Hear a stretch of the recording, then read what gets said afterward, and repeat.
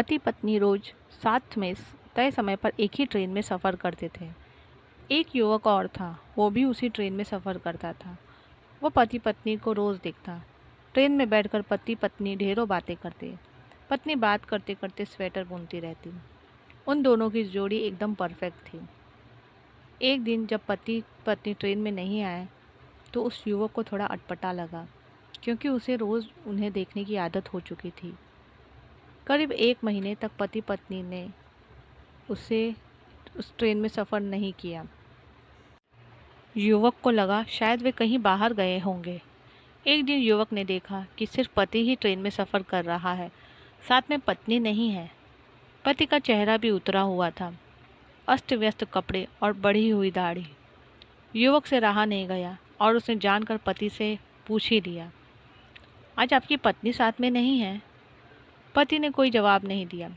युवक ने एक बार फिर पूछा, आप इतने दिन से कहाँ थे, कहीं बाहर गए थे क्या? इस बार भी पति ने कोई जवाब नहीं दिया। युवक ने एक बार फिर उनकी पत्नी के बारे में पूछा। पति ने जवाब दिया, वो अब इस दुनिया में नहीं है, उसे कैंसर था। ये सुनकर युवक को अचानक झटका लगा। फिर उसने संभल कर और बातें की जाननी चाहिए। पति ने युवक से कहा कि पत्नी को लास्ट स्टेज का कैंसर था। डॉक्टर भी उम्मीद हार चुके थे। ये बात वो भी जानती थी, लेकिन उसकी एक ज़िद थी कि हम ज़्यादा से ज़्यादा समय साथ में बिताएं। इसलिए रोज़ जब मैं ऑफिस जाता तो वो भी साथ में आ जाती। मेरे ऑफिस के नज़दीक वाले स्टेशन पर हम उतर जाते। वहाँ से मैं अपने ऑफिस चला जाता और वो घर लौट आती थी। पिछले महीने ही उसकी डेथ हुई है। इतना कहकर पति खामोश हो गया। तय स्टेशन पर पति ट्रेन से उतर गया।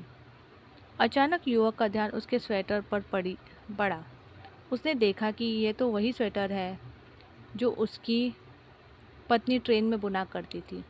उसकी एक बाजू अभी भी अधूरी थी, जो शायद उसकी पत्नी बुन नहीं पाई थी।